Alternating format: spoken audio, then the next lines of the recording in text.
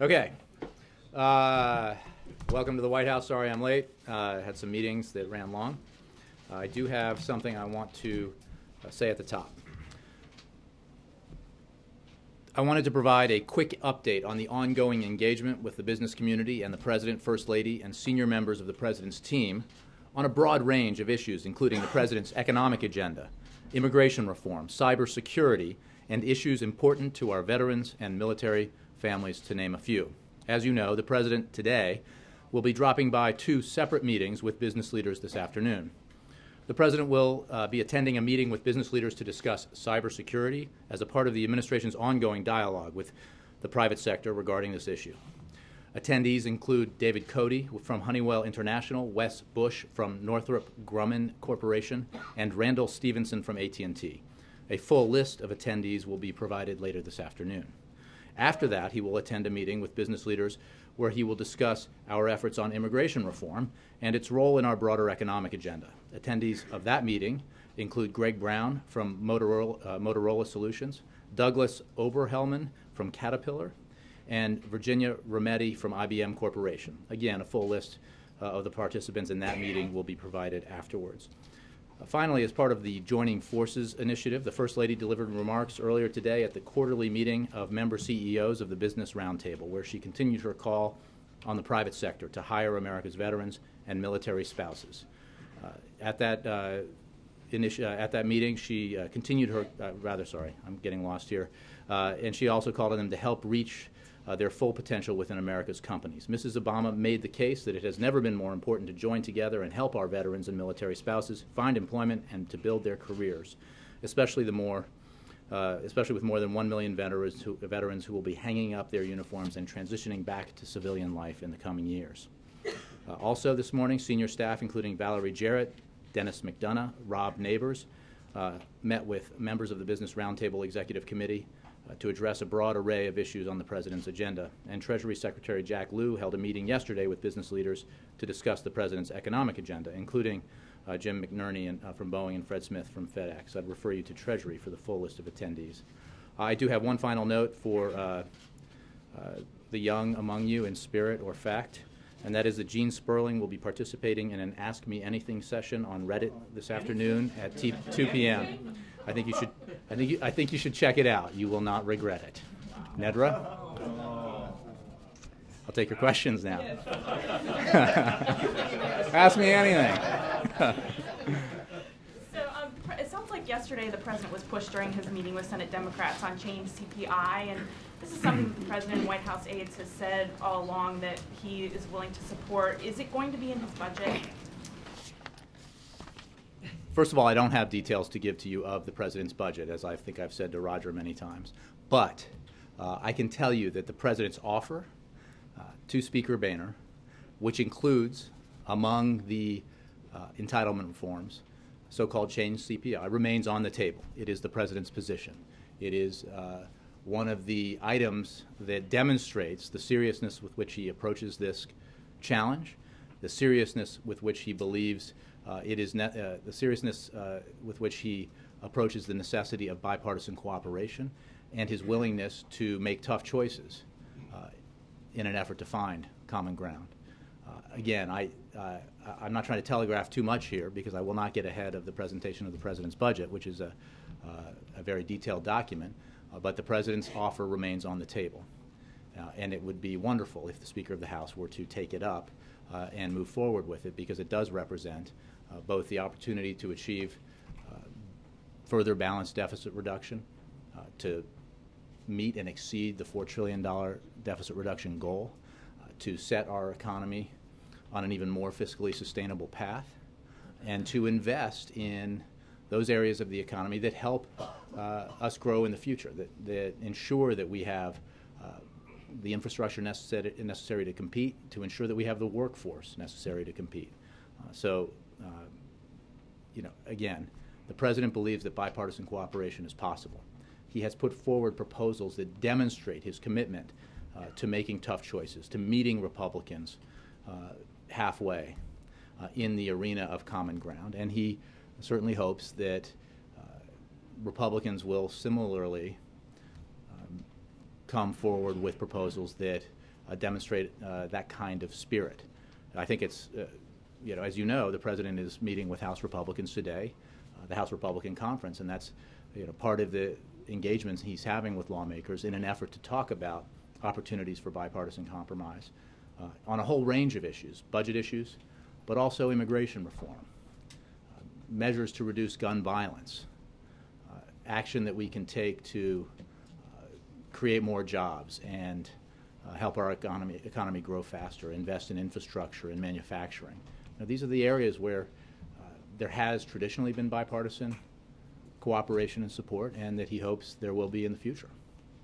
On another topic, can you explain the contradiction between you and the President in your statements on whether the White House made the call to cancel the tours? Nedra, the fact of the matter is that the White House runs the tours.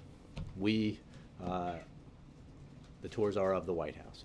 The Secret Service staffs the tours. The Secret Service came to us with a decision that because of the sequester cuts, it would be, in their view, impossible to staff those tours, that they would have to withdraw staff from those tours in order to avoid more furloughs and overtime pay cuts. It was our job then to cancel the tours. The Secret Service cannot, because those are White House tours.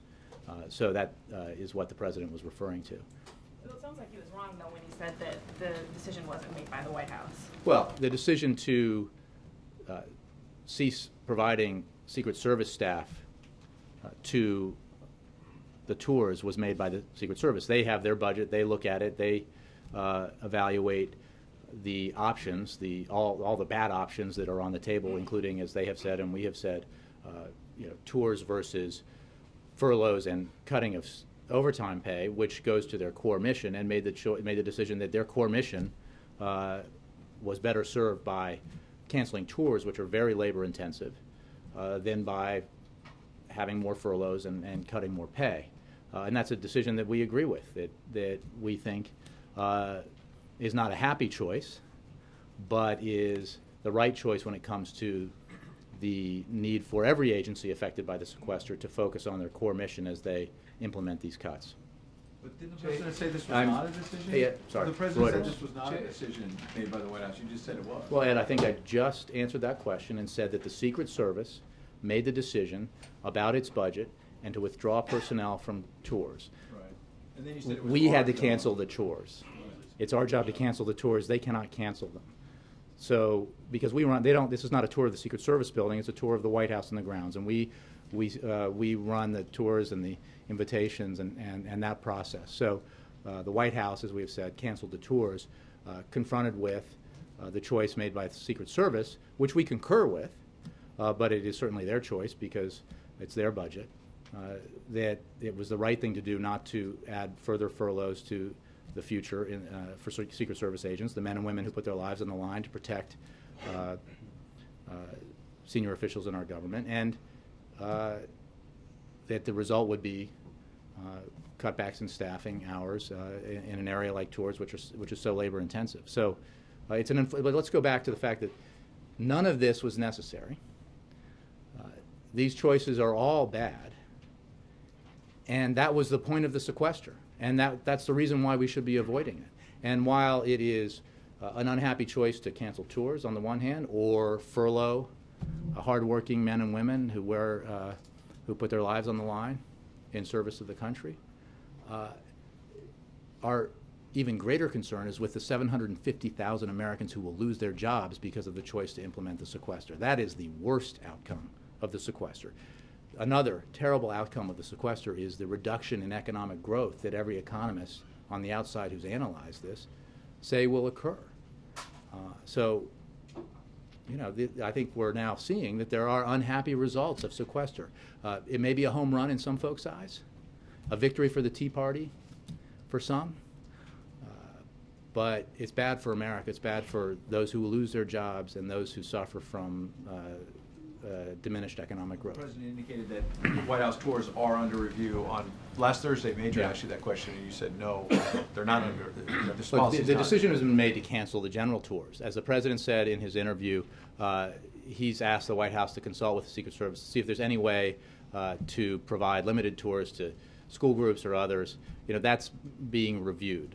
But I should be clear that the choices here, there's not an option here to reopen the tours in general here, because, again, that's not an option because of the sequester cuts. These are labor-intensive operations that require thousands of man-hours by the Secret Service, and the decision was made that, given the unhappy set of choices sequester presented to the Secret Service, that this was the best option. Yes? The President said this morning that differences may be too wide to bridge the gap on reaching a grand bargain. That's a pretty pessimistic assessment. Has he thrown in the towel, and would he prefer simply to be given greater flexibility in how to administer the sequestration cuts? Well, I think you're confusing two propositions here. We've addressed the flexibility issue. There is no positive way to slice $85 billion out of the budget in 6 months. We are now seeing that it's a fact, and that's not on the table. Second issue is whether or not we can achieve the grand bargain or the completion of the bigger deal that would achieve the $4 trillion plus in deficit reduction that outside groups, as well as the President and Speaker of the House and others, have identified as the goal in deficit reduction over 10 years. It's true, as the President said, the divides may be too wide, but it is also true that there is at least the potential for bipartisan compromise. I mean, if you look at it, both sides say they believe we should have additional savings from entitlement reforms, spending cuts. Both sides say that we should reform our tax code in a manner that eliminates unnecessary loopholes and special breaks and incentives. The President believes that tax reform should generate revenue from the well-off and well-connected to contribute to the cause of deficit reduction. And if we do that and take the additional savings from the entitlement reforms that he's proposed, we can hit the mark and achieve that $4 trillion plus in deficit reduction in a way that helps our economy, allows it to grow, and does not unduly burden senior citizens or the middle class. In many ways, the Ryan budget, as we talked about and as the President said, it presents the best argument for why balance is necessary. Because if you don't choose balance, a balanced approach, you have to make the stark choices that that budget represents. Dramatic cuts in our investments in education, in manufacturing, in infrastructure, voucherization of our Medicare program, dramatic reductions in our Medicaid program. These are not necessary choices if you're willing to ask the well-off and the well-connected, as the President has said we should, and as the public has said we should, to contribute, to be part of the solution. And the President will have this discussion with House Republicans today. He will also talk about a number of other issues. He will continue those discussions when he meets with Senate Republicans and House Democrats, and he will continue these discussions in conversations and meetings, small and large, with lawmakers going forward. On cybersecurity, the National Security Advisor and I guess now also the President have mentioned China specifically in connection with cyber intrusions. Would the United States accept China's offer to hold talks about cybersecurity? And if there is any concrete evidence that the Chinese government is in any way behind any of the hacking attacks, what does the United States do?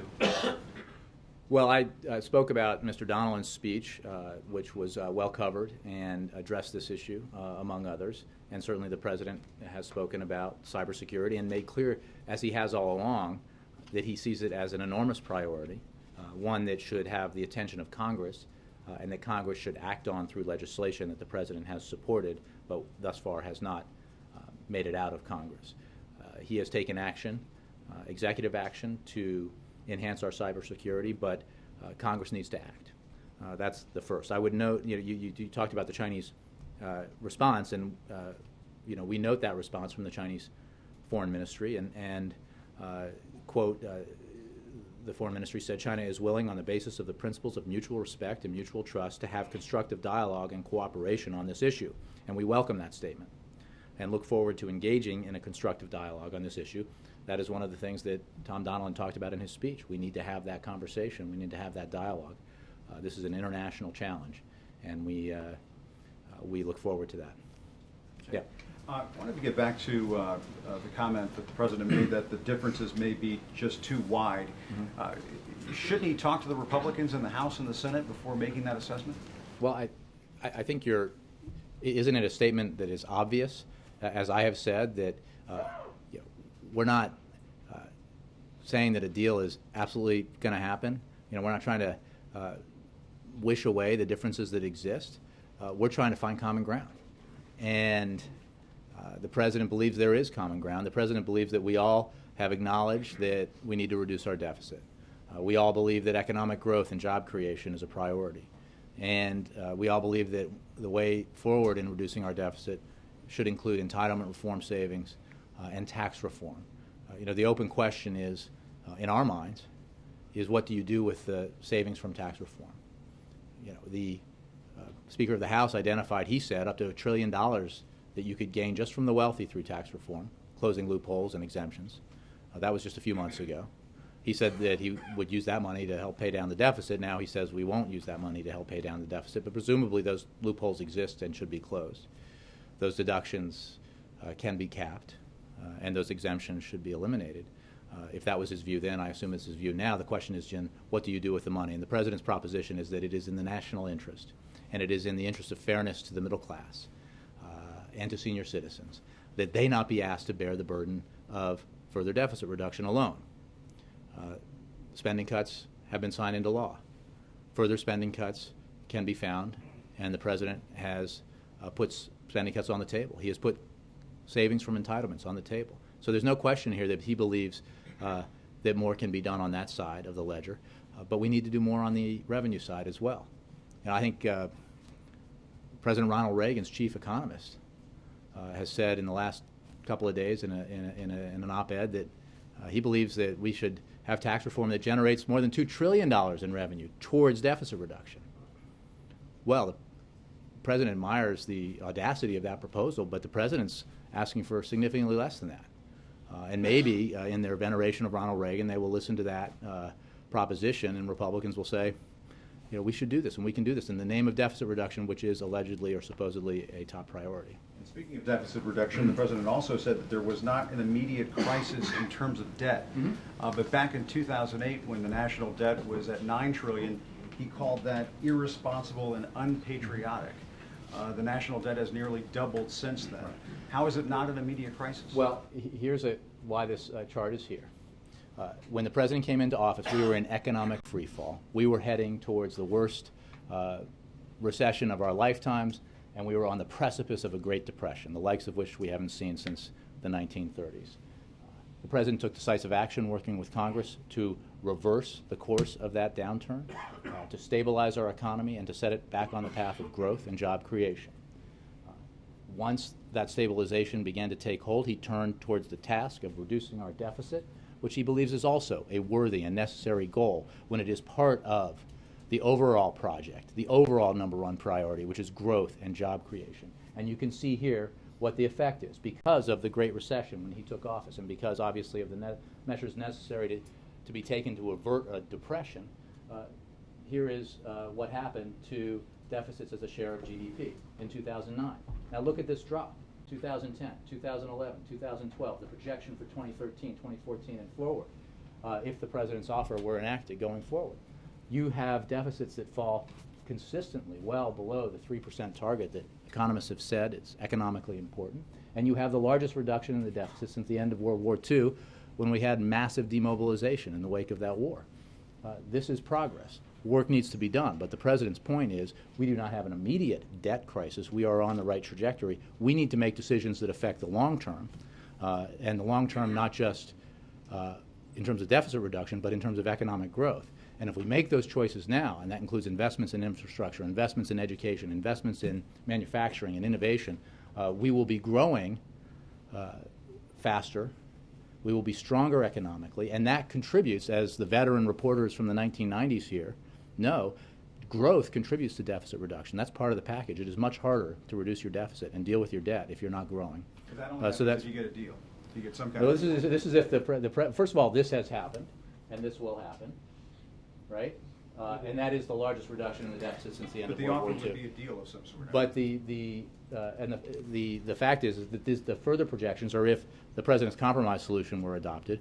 I think if a compromise solution of any sort that represented the principles the president has put forward and bipartisan commissions have put forward of balance that includes revenues and reductions, that you would have a similar positive impact on our deficits and debt. And that would be tremendous for our economy. It would be fantastic for our middle class. And that's the goal here. But it's part of the bigger goal of growth and jobs. It is not, as the president has said, and I've said less articulately, it's not a goal unto itself. It's part of the bigger project here of growing the economy and strengthening the middle class.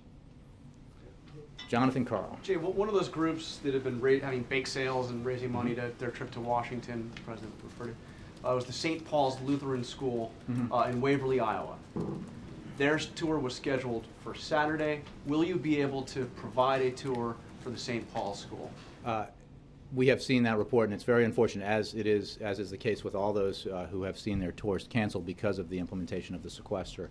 As I said, the Secret Service and the White House are talking about what is possible. I would not anticipate that opening tours that soon would be possible. But again, I don't want to prejudge the outcome of this, but I also want to set expectations here. There is a stark reality that has come about because of the imposition of the sequester, the home run, the Tea Party victory, and that is that these cuts are being implemented across agencies and across the country, and the effects are real, and they result in job loss or furloughs or pay cuts and closures of tours in this case, because those are the options that are available. There's no way to gild the lily here. This is a bad situation that results in bad choices because the policy was designed to present bad choices and bad choices only, which is why Congress was supposed to avoid it and to come up with an alternative means of achieving the deficit reduction that is otherwise achieved through arbitrary across-the-board cuts. The Secret Service told us that the tours cost $74,000 a week. Mm-hmm. How much is it going to cost for the president to travel later this week to Illinois? Look, the president is the president of the United States, and he is elected to represent all of the people, and he travels around the country appropriately. I don't have a figure on the cost of presidential travel. It is, obviously something, as every president deals with because of security and staff, a significant undertaking. But, the president has to travel around the country. He has to travel around the world. That is part of his job. How much does it cost for him to go and play golf? John, again, you're trivializing an impact here. People will lose their job. 750,000 people will lose their job. You have a Right. certain amount The of law money. stipulates what the cost will be for each agency. Those jobs will be lost, okay? And you can report on White House tours, or you can find out what the impacts are out in the real world, additional impacts are. This is a real world impact here, and it is unfortunate and it is an unhappy choice. The fact of the matter is, Congress made this choice. Republicans made this choice. Their option was to do what they did a few months ago and delay the sequester to allow for time to try to negotiate a bigger deal. They chose not to because they refused to accept the principle that the well-off and well-connected ought to pay a little bit towards deficit reduction. That was a choice, and it was a choice that was presented to the American people as a home run, as something that was politically advantageous in the back pocket of the Speaker of the House. It was a Tea Party victory. But there are consequences to that victory for the Tea Party, and the consequences are what we've been discussing today. When the president says there is no deficit crisis, He didn't no say that, immediate actually. deficit crisis, and he said Yeah. none for 10 years, how do you expect to get a grand bargain? How do you expect to get both sides to make those difficult choices if there's no crisis? Well, I mean, there is a long-term debt challenge. Everybody recognizes this. The president speaks frequently that our long-term deficit and debt are driven primarily by health care costs, the expense of administering programs like Medicare, Medicaid, and Social Security. That's why he's put on the table, actually, more detailed entitlement reforms than the Speaker did, for example, on the fiscal cliff deal. And that's why he has already implemented savings out of our entitlement program, savings that, of course, Chairman Ryan and others railed against, but then adopted in their own budget proposals. So this is a challenge. But what we should not do is take action that does harm to our economy, does harm to our middle class, does harm to our seniors, and only does well by the well-off and well-connected in order to address a deficit challenge that can be addressed appropriately in a balanced way that grows the economy, helps the middle class, and protects our seniors. You know, this is a pretty clear choice. And the president is heartened by the fact that there are not just Democrats and independents who support the balanced approach to deficit reduction, but Republicans and Republican lawmakers who have expressed it and who have an interest in finding common ground. And that's why he's having these conversations on this issue and many others. Let me do the front row, then I'll come to you. Yeah. Briefly concluding the tour conversation, are the weekend staff tours, are those also? All tours are canceled. Even for the staff members of White House? Well, there's no weekend staff tours. Staff are able to give tours, but those are all canceled, correct? I want to ask a question that was sort of alluded to, you spoke to in brief yesterday, but obviously this is day 2 of this sort of shuttle diplomacy, this charm offensive, as some have described it right now. Is this, as one White House anonymous individual described it, this is a joke done for the media's benefit, mind you. Is this a legitimate, genuine effort, as some Republicans have questioned? I know or is Kristen this... was here yesterday. Let me make clear. I have no idea who said that to the writer of that article. But that thought, that opinion, does not represent the president's views. It does not represent the White House's views. It does not represent the administration's views. The president is absolutely committed to engaging with members of Congress. He has enjoyed his engagement so far. He believes it has been productive and constructive and has led to positive conversations both with Senate Republicans and House Republicans, and that includes his lunch with Chairman Ryan last week. So I could not be more categorical in making clear, I believe, that that remark does not represent the views of this White House or this president. So given the fact that he's now had that dinner with some Republican senators and that conversation over lunch with Chairman Ryan as well as Representative Van Hollen here, now we're several days into this, and just yesterday Chairman Ryan put out a budget that a senior administration official referred to as draconian and a, quote, gimmick. So how's it going? Is this working, this so-called charm offensive? Well, look, we're not going to shy away from our policy differences any more than Chairman Ryan has shied away from his policy differences with us. And the president believes that Chairman Ryan is sincere in the expression of his priorities that are demonstrated in his budget priorities, in his budget proposal. But he also believes that it was a constructive conversation. I believe Chairman Ryan has said that. And he also believes that we can and should move forward to see if we can find common ground on this, the general proposition that we can move together and take action to reduce our deficit in what the president believes should be a balanced way. And let's just dial back to what the president said in his inaugural address. The American people do not expect us to resolve all of our differences. They do expect us to come together and work together to meet the challenges that face us. There is no question that on matters of budget policy and fiscal policy, social policy, and other kinds of policy, there are and there will be stark differences between the two parties, leaders of the parties, and that is true today, and it will be true 4 years from now. But there is remarkable consensus on some issues, on identifying a problem that should be solved, deficit reduction. I mean, we forget that. Now everybody takes for granted the idea that both sides agree with this notion that we should reduce our deficit by at least $4 trillion over 10 years. That's a consensus opinion. People forget that, it's noteworthy that Republicans and Democrats alike believe that we ought to deal with our long-term entitlement challenges, that we ought to reduce spending in a smart way, and that we ought to, reduce the size of our deficits as a portion of GDP. That's significant. And people forget, too, that, when you talk about the differences, that if Republicans are firmly in the camp of no new revenues and Democrats are supposedly firmly in the camp of no spending cuts, this president, this Democratic president, has signed into law with Democratic support more than $2.5 trillion of deficit reduction, more than 4 to 1, $4 to $1 in spending cuts.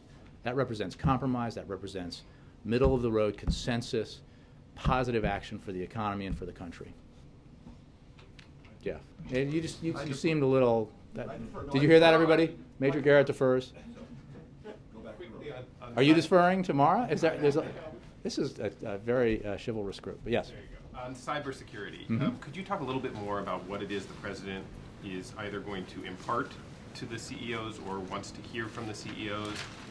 And is there a reason in particular that the contents of that conversation in either direction requires them to be in the sit room? I appreciate the question. I know it sounds super cool, but as those of you who are familiar with the West Wing, it is an amazingly small space.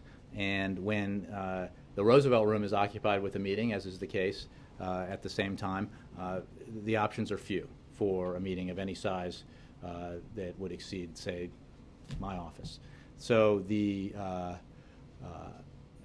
Situation Room is being utilized, as it is frequently, for that kind of meeting. It's not related to the subject. No, and we have meetings there on occasion on different topics that are not related to national security issues or classified matters.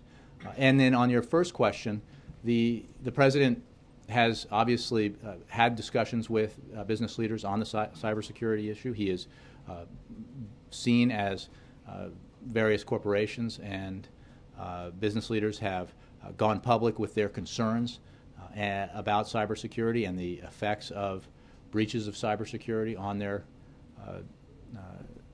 their operations, and that is why he wants to have this conversation, why he thinks this is an important part of building a consensus about moving forward, about why it's necessary for our economy and for our national security. The sharing of information and working with the private sector on this issue is vitally important in the comprehensive approach the president believes we need to take to deal with it.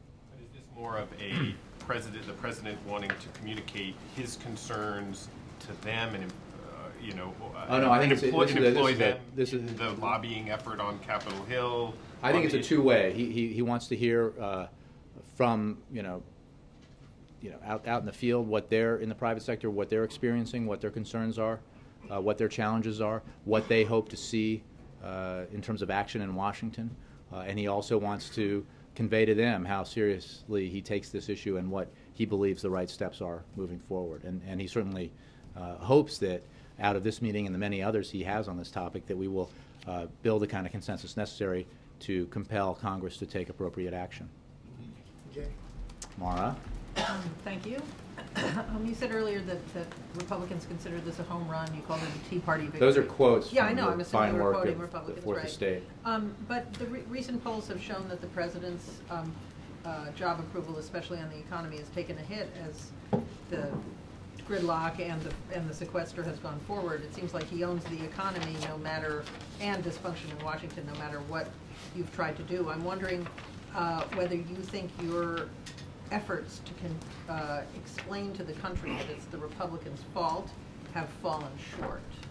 I would say a couple of things. First of all, as I say repeatedly, and as we experienced together communally, be careful of making too much of any individual poll or even a series of polls. I would also say, if we refer to the latest, the Washington Post or ABC News poll, that the president at 50% job approval is about where he was when he won re-election overwhelmingly with 332 electoral votes.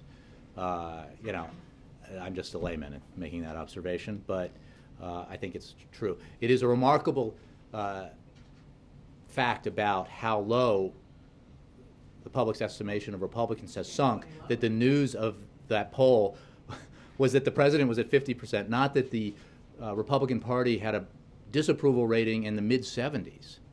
But let me say, having made those observations, simply to urge you not to focus too much on them, is that we're about the business of trying to get stuff done for the American people. We understand when Washington is dysfunctional, as Washington was dysfunctional when Republicans made the decision to allow the sequester to be implemented, that the American people look at that and say, enough already. They want positive action. They want bipartisan cooperation. And when Washington is dysfunctional, everybody in Washington looks bad. So,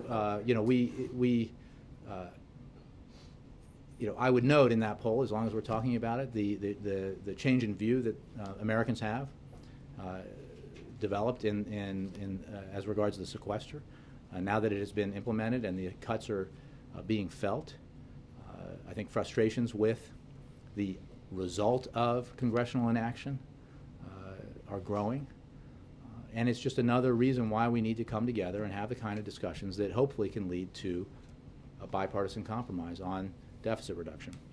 Just to follow up on John's question about the president's own budget, other briefers have said that the sequester means that every single program from top to bottom has to be cut by the same percentage. I don't know what it is for non-defense, like 9% or something. I think it's 9 and 13 for defense, Yeah, right. roughly, yeah. So does that mean that the president's budget, personal staff, household budget, or were those exempted? I mean, in terms of how it I affects believe the his golf executive office of trips the and president was affected just like every agency within the executive branch. It was. But, you know, we've referred these questions to OMB for the details, and they've been providing, you know, information about how the sequester is affecting the White House and White House staff. Right, but the problem you're going to be faced with every day is to show that the president himself is taking a hit. His own activities are being curtailed by the same percentage as all those other people who are getting furloughed. And my question is, are they? I mean, I do, and everyone here works obviously in service of the president, and the fact is his staff is going to be affected by the sequester, so the president will be affected, there's no question, and his as the sequester takes effect and as the impacts of the sequester are felt in terms of pay reductions or furloughs or the like. I mean, I think we've provided information as it's become available about what those impacts will be on the executive branch. Yes, sir. Thank you, Jay. Does the president still think that American involvement, American mediation is necessary for resolving the Israeli-Palestinian conflict? And why does he see the need to stress to the groups he met that he's not taking any new peace plan to the region? Well, I think he's stressing a matter of fact. It's not a need. He's simply saying that he's going to the region, going to Israel and Jordan and the West Bank to have conversations with the leaders that he's meeting with, and also with in Israel to engage with young people in Israel about the future of the Israeli-U.S. relationship. And when it comes to the Middle East peace process, you know, our fundamental position has been that the two sides need to come together in face-to-face negotiations to resolve the differences between them and to achieve the two-state solution that is the goal of both sides, as well as the United States and our international partners. So that is why we are critical of unilateral steps by either side that we believe do not serve the cause of returning to face-to-face negotiations. And it is why we encourage both sides to return to face-to-face negotiations. In the end, peace has to be reached in negotiation between Israelis and Palestinians, not imposed by any outside party. Now, the United States, historically and in this administration, has been engaged in that process and trying to facilitate that process, and we remain very much engaged in that process. But you know, we believe that steps need to be taken to bring the two parties back to negotiations, and that's what the president, I'm sure, will stress when he talks about this. But he doesn't have a new proposal, and I think that's the point he was making. Just one more question. Does he intend to visit Syrian refugees while in Jordan? I think we're going to have a background briefing on the president's schedule. I don't have any more details for it about it today. Let me go to Mike. Yeah. Thanks, Jay. I just wanted to go back to the chart there and the Sure. goal that the president has set. In the past, particularly around the time of the convention, the president had praised the balanced budgets and even surpluses that have been generated during the Clinton administration with the Republican Congress. Now he's setting the goal not at a balance or a surplus, but at 3% of GDP. Why is that not a contradiction? Well, because you were around, right? You remember the recession of 1991? Wouldn't it have been wonderful for the country if the recession of 2007, 2008, and 2009 were anything like as shallow as that recession? The country was faced with catastrophic economic decline, a global financial crisis. The president inherited deficits from the previous administration that dwarfed the size of deficits that were inherited by the incoming president in 1993, which is not to suggest that the task that President Clinton met and you know, the success he enjoyed working with Congress in eliminating those deficits was not significant, but the size of the problem was unprecedented that this president faced when he took office in January of 2009. I mean, let's just review the fact that in the fourth quarter of 2008, prior to him taking office, the United States economy shrank by almost 9%. 9%. It is estimated that the United States lost $16 trillion of wealth. That's the size of the debt. $16 trillion of wealth because of the financial crisis. Those figures are enormous, and the country faced enormous challenges as a result of the financial crisis. And because of the grit and determination of the American people, because of their ingenuity, because of the focus that was applied by the President, members of Congress, business leaders, and others, we have reversed that course. We have been on a period of sustained growth and sustained job creation for 3 years, over $6.3 million private sector jobs created in 3 months. So, I think the answer to your question is the size of the problem was exponentially larger. But the goal of reducing our deficit is worthwhile within the context of the bigger goal of economic growth and job creation. Can I ask you just about one other thing? Sure. You just announced Deborah Jones has been picked as the ambassador to Libya. Can you tell us a little bit about why the president chose her? I appreciate the question. The President has announced today his nomination of Deborah K. Jones to serve as the next U.S. ambassador to Libya and to represent the American people during this important stage of Libya's new democracy. We are pleased also to welcome Libyan Prime Minister Zaidan to Washington for his first official visit. The Prime Minister is meeting with Secretary Kerry today at the State Department and will also be at the White House for meetings with senior administration officials. I can tell you that Ambassador DeB Jones is a career Foreign Service officer who has served admirably in diplomatic posts around the world. Thanks. Thank you.